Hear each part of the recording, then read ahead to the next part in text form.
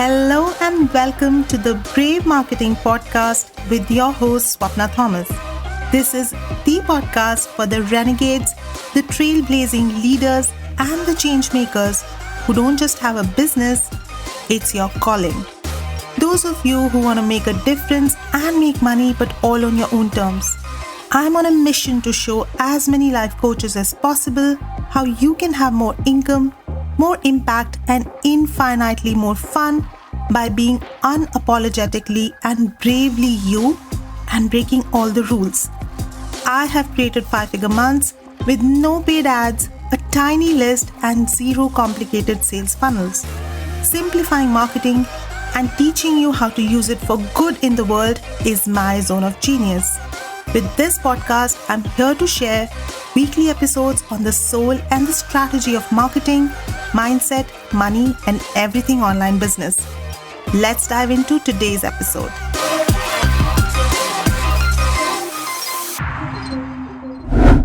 Today, I'm so excited to have another incredible client of mine on the podcast, and she's also a friend now, Emma Polette. She is here as a guest on the Brave Marketing Podcast. After years of having her self-esteem battered by the corporate boys club while dealing with stage 4 endometriosis, Emma ditched her 6-figure corporate career in Sydney and moved to Albany, Western Australia in 2012 to start her multi-passionate business. Emma is a personal trainer, a yoga teacher, reiki master, and the creator of the certified body love coach program, the Body Love Academy. As she likes to say, she is a woman with a big belly and a big heart, and she is on a mission to help women ditch diet culture, make peace with food and exercise, and to start treating their bodies with respect. Emma has worked with me in many different ways over the last few years and is currently a private coaching client, and she is an absolute dream client to work with. Welcome to the Brave Marketing Podcast, Emma. I'm so happy to have you here. Oh, I'm really excited to be here. I'm so thrilled that you have a podcast, Swapna, finally. Yes, absolutely. And I forgot to mention it here, but Emma also has a podcast, The Big Bellied Yogi, right? That's the name of the podcast. Yeah, that's right. Yeah, we'll share the links in the show notes for that as well. Thank you. So everyone who comes on the podcast as a guest, I ask them what's one weird fun fact about you. And I have to start the fun fact that you shared with us. We have to start there because you shared that you were photographed nude for a national women's magazine, but you were completely covered in bubbles. I cannot, I sound like a pervert, but I cannot get that image out of my head. And I want to know the story around it. Well, how did that happen? What was it for? And yeah, tell us the tea. It happened a long time ago. So it was like 1999 or something like that. And a good girlfriend of mine, she was a writer for this magazine that doesn't exist anymore. It was called New Woman magazine. And they used to have a section every month that was about a real woman. And they were really finding it hard to find people. And over like too many drinks, I said, I'll do it. At the time, I was working for a massive global cosmetics company, and we just launched a new fragrance. So I'd received this whole package of fragrance stuff for things for the bath and all that sort of stuff. And at the same time, I'd been invited out on I think it was a blind date around that same time. So we sort of concocted over a few drinks that my real woman story could be, because the topic was the last time I got naked. So we decided that my topic would be that I got all these beautiful beauty products and I had this amazing bath so that I could prepare for this date. And so she said she'd pitch it to her editor, and, this was just silly talk on a Friday night. And then on the Monday, she rings me and she goes, my editor loves it. You're in. And I'm like, oh my God, what have I done? But I went along, and my best girlfriend at the time, she came with me. And so I was, professionally photographed in a bath, and my girlfriend had to make bubbles out of dishwashing detergent so that it would be really bubbly. I had a female photographer. There was a male there. He was the photographer's assistant, but he wasn't allowed in the room. So it was really sort of done in a protective kind of way. And yeah, so I was photographed in this bath. You have no idea how much makeup they put on you to look like a normal person in a magazine. Like I just had inches and inches of makeup on. And yeah, and then the photo a couple of months later turned up in the magazine. So yeah, that was a weird experience that I never thought I would do, but it was fun. Yeah. And can I also share that now Emma has been sober for how long have you been sober for? Since January 2021. So it's coming up to 19 months or something like that. Yeah.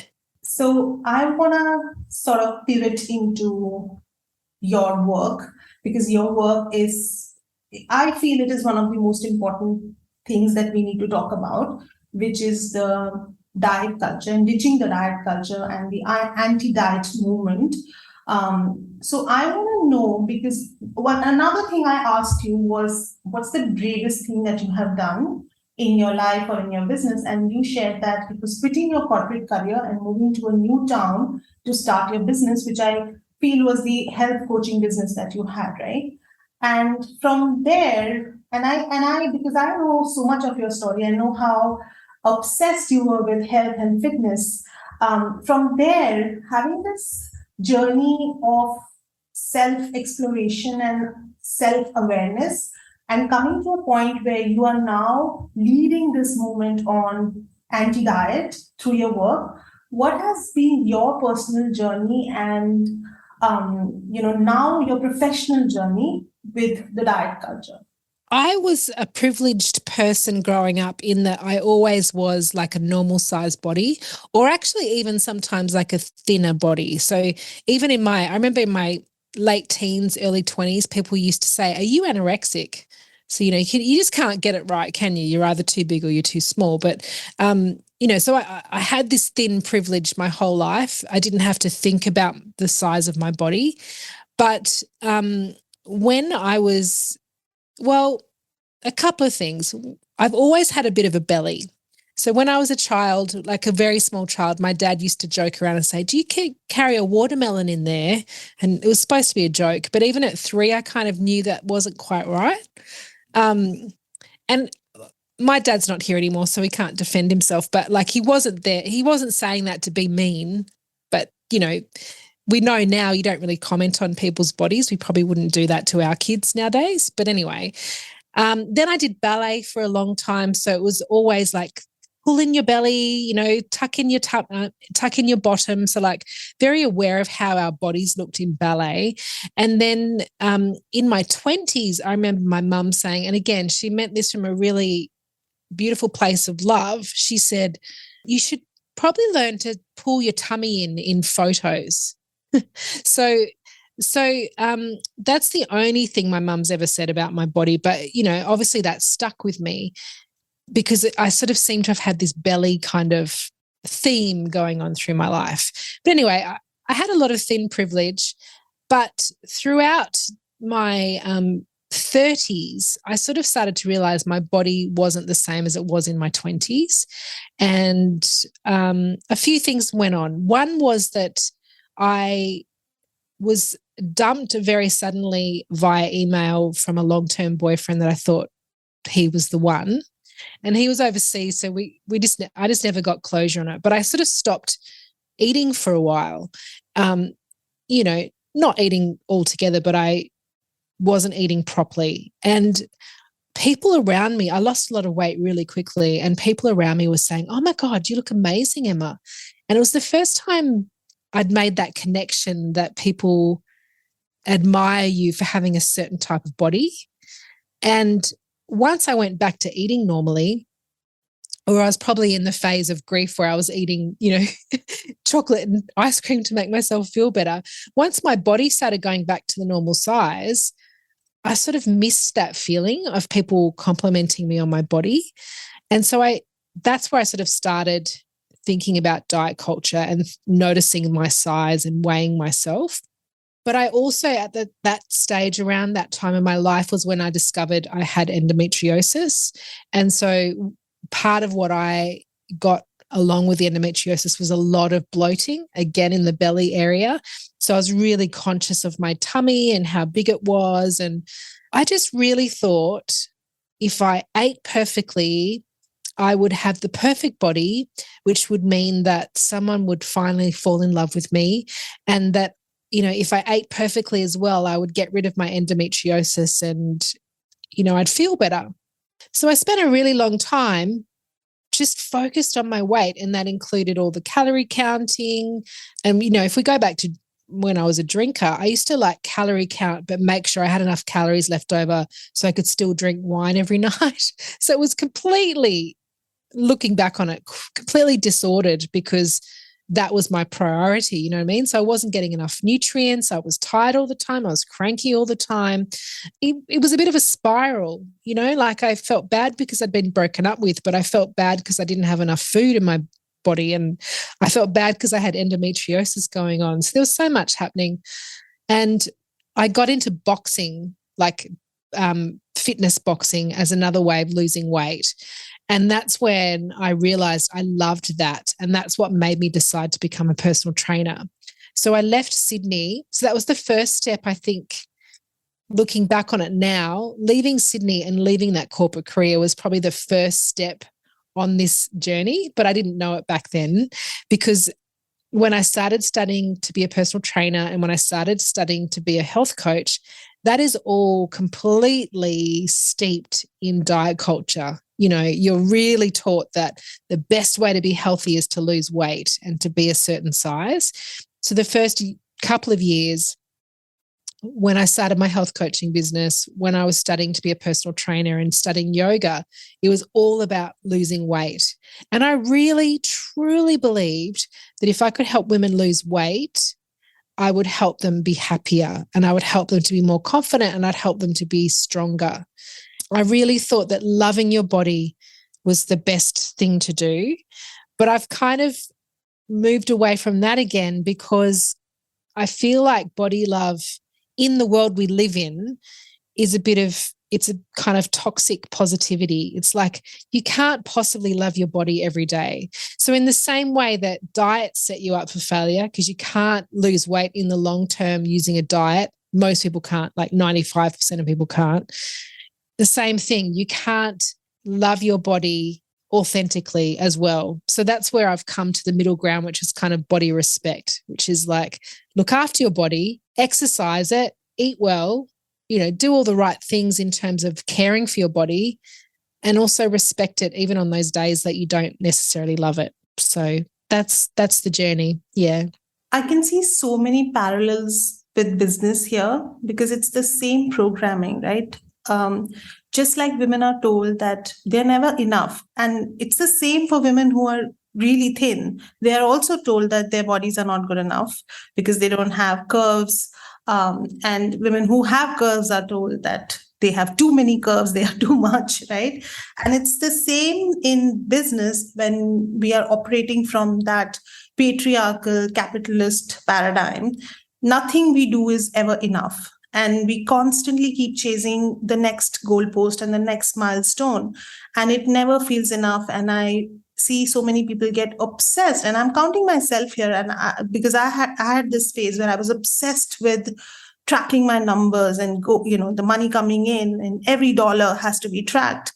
And it's the same like calorie counting. You just become obsessed with that and you forget what are you really here for, and loving your business and loving your message and loving your clients.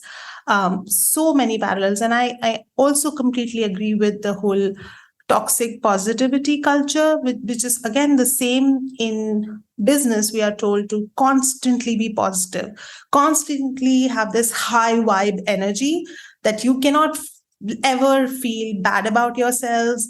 You cannot ever numb your feelings. You can never go on a Netflix binge just because you're feeling really sucky about your life. You have to constantly vibrate on this high frequency, which I think is total bullshit because no one can live like that, right? We are real human beings. and to be able to feel our feelings and respect them. You don't have to constantly love yourself, but to just feel your feelings and not make them anything bad about yourself, that these are feelings I have, this is not who I am. And having that differentiation is so important. So I remember you telling me about your clients, and one of the things that keep coming up is how much the diet culture sort of dominates their life, right? Like there are women who have spent years and years of their lives just counting calories and looking at every food in through that lens of calorie. So talk me through what happens, what starts shifting for them when they start to ditch the diet culture, which I know is very, very difficult because everywhere you turn, the messaging is so strong. And even though now we are having all of these conversations around body positivity, the damage of diet culture, and there is a lot more conversation around this, but still, and I know this personally for you, you get these comments saying, stop promoting obesity, stop talking about, stop telling people that it's okay to be fat. So how do your clients start feeling when they are ditching the diet culture and they are finally learning to respect their bodies? Well, there's a couple of things. One is like even a physical thing where if you've been living in a chronic state of being on a diet for most of your life, you are probably not well nourished. You actually don't have enough food in your body to function correctly. So it's this weird thing where like people go, oh, I'm going to skip breakfast so that I'm not eating that meal. But then at 3 o'clock in the afternoon, they completely fade. And then the only thing that's available to them is a vending machine full of chocolate. So that's what they eat in the afternoon. So then they feel like shit about themselves. And so then the next day they don't eat breakfast because they're trying to save the calories.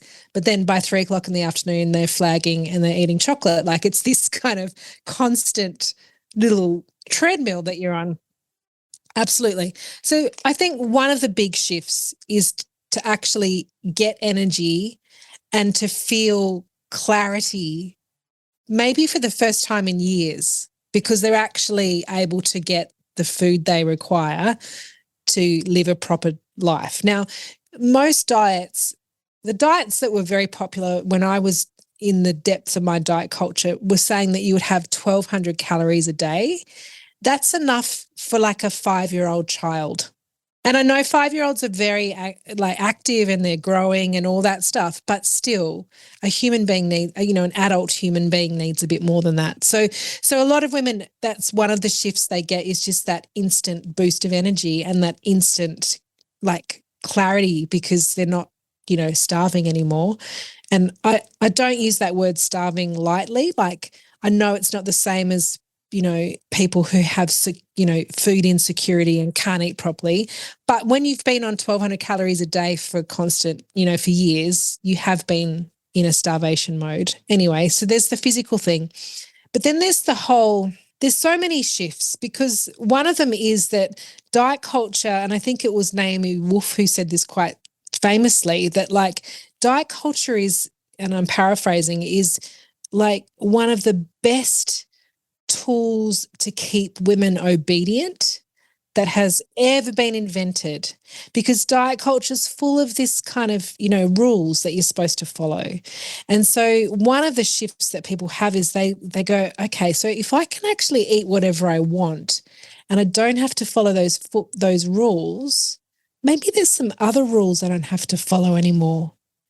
And like food obviously is the most primal thing that we do is eat. Like without that, we don't live, right? So if you're being told like at the most primal level how you should live your life, of course you start to just follow rules in other areas. So that's one thing. Women start to see there's other ways they might be able to buck trends, or stop doing what everyone else is doing. And then I think the third thing is just that I think so many women think, I'll do this thing once I've lost this much weight, you know. And so one of my happiest things about what I do is watching women do the thing, regardless of how big they are. And then how much joy that brings them, how much confidence that brings them, you know, is just wonderful. So they're the three main shifts I would see. Yeah. Oh my God. Yes. And again, like I can't help but see the parallels in business. It's the same thing, right? You keep following the rules and you keep deferring your happiness for a certain income level. Like once I am at six figures, then I will feel like this, then I will finally be happy. But that's not how it works. And it's the same thing. You are just following the rules and being the obedient good girl who is doing everything as she's supposed to be doing. And it, the goalpost just keeps moving for you to be happy and to live the best life that you can. So do the things that you want to do now. Feel how you want to feel about you now. There is no future perfect version of you out there. It's you right now. And I'm so glad that you're doing this work with women, and just liberating them of this toxic diet culture. And honestly, I feel it's about food and it's about their bodies, but it's about everything, just the way they live their life. I think it cannot be that it's just limited to their food and their bodies. I'm sure it has an amazing effect on their entire lives. And like you're mentioning, just the fact that they're finally able to do the things that they have just future gatekeeping for some perfect version of them, right? The bikini body version of them. That's amazing. I'm so glad that you're doing this work. So let's talk a little bit about your business, because for you to be doing this work has taken a lot of mindset work and a lot of messaging work as well. So let's talk about what was going on for you when we first started working together, and what are some of the things that we've worked together on that have helped you step up in your messaging and be this really confident and clear person who knows who she's talking to and she knows what her clients need right now. I think the main way that I started working with you, like I'd done some of your short courses and things, but I did your mastermind last year. And so that was in 2021.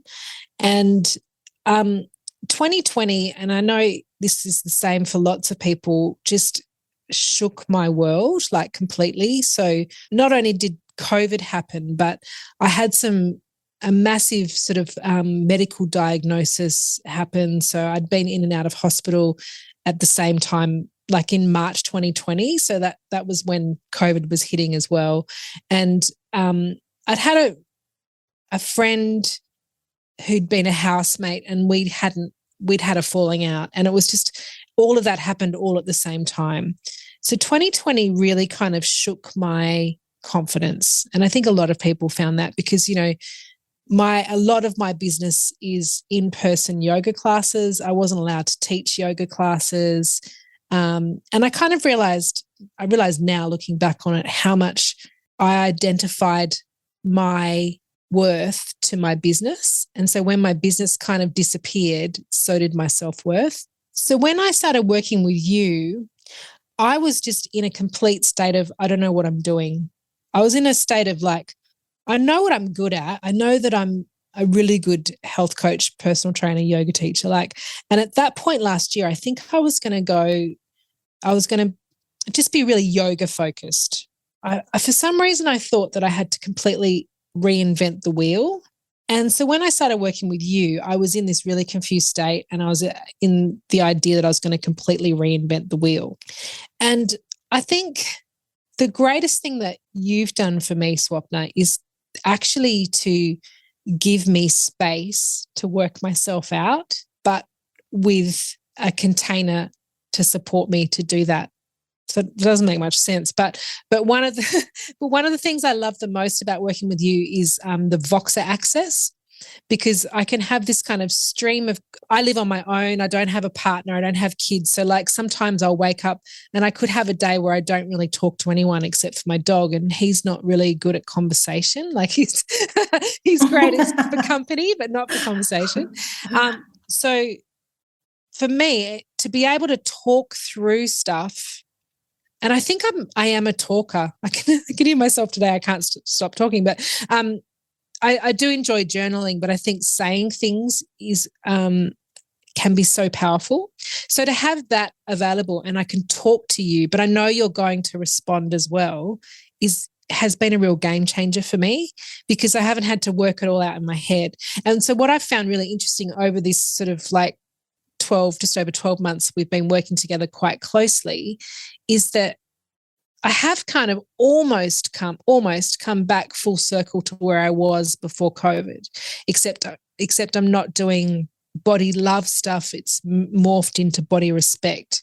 So I think the other influence you have that I really appreciate about you is that I love how you have this real feminist side of your business. And so I think you've helped me create this more activist approach, and it's a more feminist approach to what I was doing 2 years ago. So you've sort of helped me, A, know where my strengths lie, but B, help me get to the message that actually resonates with me most, which is that kind of activism side as well. And that is something I am very passionate about. That is what fires me up to show up in my business. I feel like I'm a midwife of movements. I help people birth their movements and really get clear about them. And for me, it's very, very important that my client finds their own way of doing business. I don't want to teach anyone how I run my business. Of course, there are lessons and takeaways and, ideas that I share with them all the time. But I really want them to find their own rhythm, their own way of doing whatever the hell they want to do. And because I don't really work with business coaches a lot, I work with health coaches, life coaches. One of my clients is a cake coach. So there is no way that they can just take my business model and clone that for their businesses. So it is that holding space for them to be able to figure out what they want to create is so important for me, even though it might take some time. And I know there are coaches who sort of promote this quick fix strategy where you just take my business and replicate it. Take my business model, replicate it in your business, and you're going to make money. And sometimes people do make money as well doing that. But eventually, if it's not 100% aligned to who they are and how they want to show up in their business, it does not work. It will end up burning them out. And it will really, I see so many people feeling a lot of resentment towards coaching right now, and a complete cynicism about, especially towards business coaches. And I think that it comes from this space where they were pushed to follow strategies and business models that were not really aligned to who they are. And now they feel they don't know who they are because there's an identity crisis, right? Because they were just trying to be what their coach was telling them to be. So I just want to take you back one moment to that specificity in your messaging, because that was something that kind of frustrated you for a while. Because I kept asking you to work on this one person, or talk to this one person.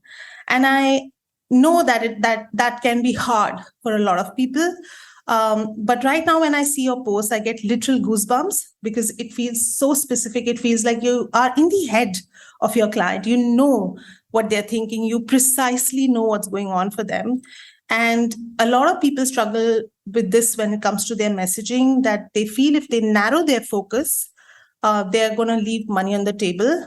But for me, it feels like if you are speaking to everyone, you're leaving money on the table. So do you want to just talk to that a little bit? What was the process like that for you? And how did you shift your mindset around getting narrower and narrower in your messaging, but still knowing that you're speaking to a very big audience? Well, I think, to be honest, that idea of being really specific I've been told that by every single coach I've ever had anything to do with. And so, like with marketing, it says, they say people need to see a message up to 16 times before they'll take action. I think it was really honestly, Swapna, that I'd heard it so many times and you told me it so many times that the message finally sunk in. It's simple as that. So again, it's another one of those messages that you can use in business as well. We think, if I post about something 3 times, people are going to be annoyed about it. No. People need to hear your message heaps of times before they'll do anything. So it was that. And the other thing was that I recently took on there's 2 things. One was that I stopped working, and I do regularly have part-time jobs because I am single and I, there's no other income. Sometimes it feels better to me most of the time to have another job so that I can have stability with income, so that then I don't have to be grasping and desperate in my business. I can do it from a more relaxed place. But I had quit a job earlier this year, and I had about 3 or 4 months where I didn't really work much. I had a very casual job. And so I think part of it was having so much time to let that marinate. Like I honestly didn't have as much going on in my head. So I had more time for it. I think in the past, because, this, like all of us, I just had so much going on. It felt too hard. And it felt like, I don't know, I didn't have the brain space for it. So I had the brain space for it for quite a few months, which felt really good. And then I've just recently got another 6-month contract as another part-time job. And I think it kind of all sunk in that if I have a very specific person that I'm talking to in mind, it actually saves me a lot of time when it comes to my content as well, because I just have to write to one person. So I think it was all of that combined. Yeah. That's literally what I do. And that's literally what I tell every single client, is to think about one person. And it can sometimes be one client, and sometimes it can be sort of like an amalgamation of a couple of clients. And sometimes it's just me. I'm speaking to a previous version of me. And I just think about, what do they need to hear from me today? What does she need to hear from me today? And that's my content. So I completely agree that space, giving yourself that space and that time to marinate is so important. Like this is not something that you can just churn out. Sometimes it just happens like that, but sometimes it takes a little bit of time to really refine it and feel like that you own that message now, and it's all okay. Like whether it happens quickly, whether it takes some time, it's all fine, because it's all working. Your message doesn't need to be perfect for it to be working. And you can still get clients even when you're tweaking your message and when you're still tinkering with it a little bit. But it's not a one and done approach for sure. Yeah. And I was listening to a different podcast, totally unrelated to my business or your business. It's called Conspirituality, and it's just a bit how in the world we live in at the moment, a lot of the really spiritual people in the world have gotten quite caught up in a lot of this conspiracy theories that are going around in the world. It's very fascinating. And they were talking to a woman who's just written a book about the wellness industry and how in some aspects of the wellness industry, it's kind of quite toxic. And she said that she really had to think hard about it, how to write this book, and that she really should write it from her personal perspective, because then she's not saying, if you do it this way, it'll work for you. Because what she's saying is, this is how it worked for me. And I think that really resonated with me. So just in the last few weeks on Facebook, I've sort of returned to Facebook recently with my business, is that I'm really writing things from what's happened to me or what I've learned from my experiences. And that seems to be really resonating with my audience. Yeah. And that storytelling, that part of sharing your story, just makes everything so much more impactful. That will never go away. Storytelling is, again, it's a primal thing for us humans. That's how our humanity has evolved telling stories to each other. And that was the recorded history for the longest time. So bringing that into your content and your marketing is always going to be so much more impactful. Emma, you're also a multi-passionate. So you have different interests in your life. And like you mentioned, you also have a part-time job. So doing all of the things that you do, how do you make rest and self-care a priority? Because that is also a very big part of your message, is to prioritize rest and self-care. So how do you do that for yourself? I have a regular counseling session with my counselor this morning, and I was talking to him about that, how now that I'm back at work, how my house isn't as tight as it was, or I haven't been eating as well as I would like to. And what I have understood about myself over the last few months that I have when I wasn't working as much is that I've really learned to go with the flow.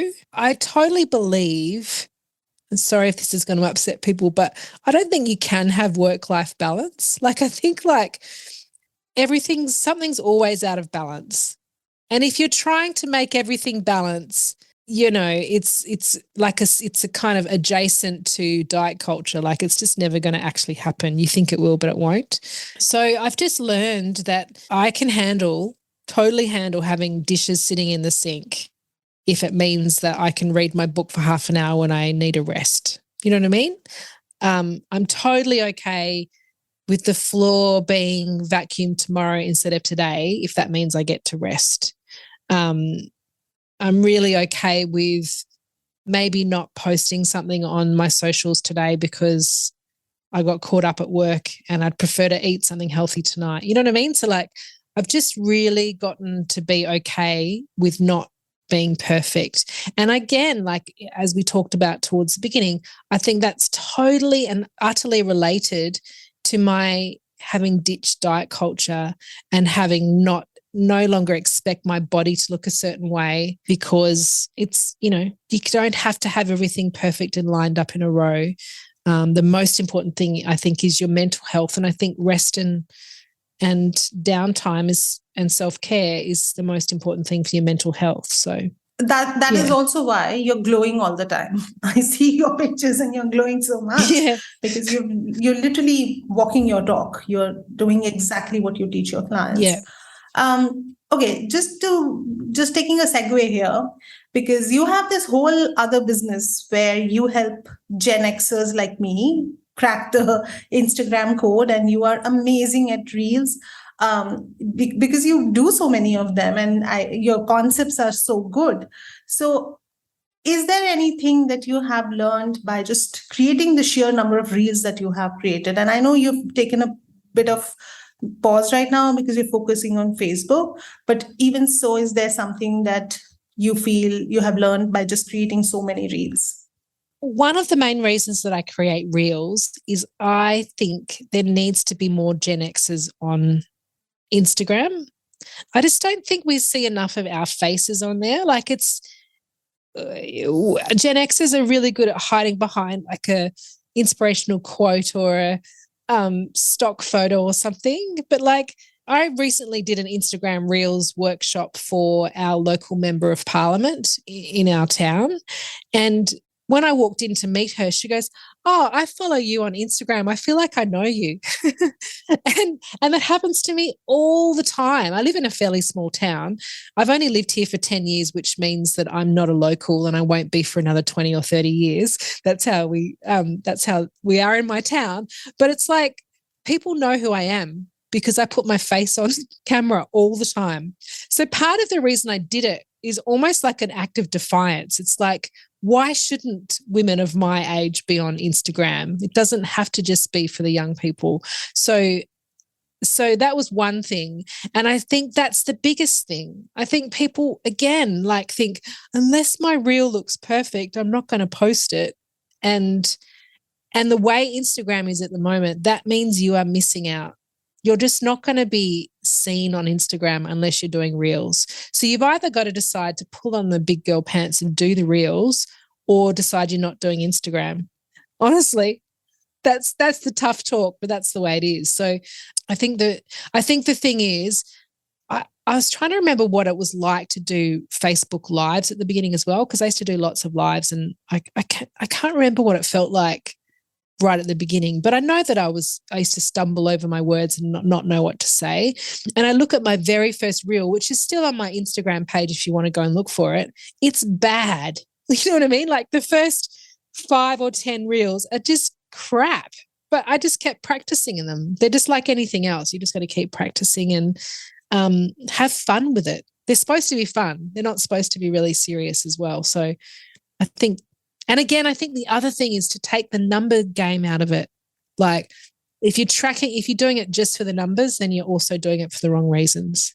Absolutely. You got to have fun with it. And I also think that eventually it all comes down to, is there some sort of video in your business, right? Because people need to see your face. As much as, I'm an introvert and I absolutely hate showing up on camera, but I still feel showing up on video, whether it's on my stories, whether it's on my reels or any other form of live that I do, it's so, so, so important. So yes, definitely. More of us Gen Xers need to be on Instagram and show our faces. So if you were to share, you've already shared so many amazing lessons, but if you were to share 3 biggest lessons that you have learned from your journey till now, and that could really help someone who's feeling a bit stuck in their business or feeling that they are a little bit lost right now, what would they be? I think the first thing would be to get a coach. Getting a coach was always like, when I get to this level in my business, then I'll get a coach. But like, I realize now you don't get to that level of your business without a coach. And if you're feeling lost, I think it's really hard to figure it all out on your own. So I really think getting a coach is really important. I think the second thing is to just really give yourself a break, because your business is going to change and evolve. Like I used to really worry about the fact that I'm multi-passionate, that people around me would just think I'm a flake, like, because I'm always talking about something different or doing something different. But in fact, I guess the people I've spoken to are people that are friends, but they all just say, no, you just seem to know what you're talking about. So, so don't worry about that. Like just follow your gut and follow what feels fun and good at the time, I think is really important. And I think the third thing is that like you have to build in rest and self-care. Like you just have to. What's the point of choosing to work for yourself if you're going to be the worst boss you've ever had, So yeah, I think that's really important too. Yeah, I love it. And that's, I think, something that all multi-passionates need to hear, is that you don't have to find all of your passion in your business. It can be from a part-time job, it can be from your life, it can be a hobby, it can be in your relationships. So find passion and that need for different things elsewhere, and not just put all of that burden on your business, that this is where I need to just do all the different things all the time. If that is who you naturally are, and if that works for you, great. But I think a lot of people just put unnecessary pressure on themselves to just create a bunch of different offers and for all of them to work, and end up burning themselves out like that. Thank you so much, Emma. This was an amazing conversation. I'm sure people are going to get so much out of this. Where can they find more about you if they want to stalk you up on socials? Yes. Well, so you can follow my podcast, The Big Bellied Yogi, at like Spotify or wherever you can hear podcasts. I am on Instagram at the moment, a little bit less than normal, but usually I'm there, Emma.Polette. And then I'm also on Facebook a bit more at the moment. So I think it's Emma Polette Coach or something like that, but you'll have a link, I'm sure, to find me on Facebook. We'll have all the links in the show notes. Yeah. Also mention your other business, your Instagram business. Oh, yeah. So the page is called Show Up on Insta. But Swapna very smartly coached me on that and said, you don't have to do much on Show Up on Insta because you're doing so much on your Emma Polette page. And it's true. So, yeah. So once more, thank you so much, Emma. This was amazing. I cannot wait for people to know more about you. And I cannot wait to see what else are you going to do crushing the diet culture in this world, because nobody needs that. That's the episode for today. Thank you so much for listening to this episode. I am thrilled to have you as part of the Brave Marketing community. Because this podcast is still brand new, it would mean so much to me if you could leave a 5-star review, as that will make it easy for other brave hearts to find this podcast and grow our community of rule breakers. Until next time, have a brave week ahead.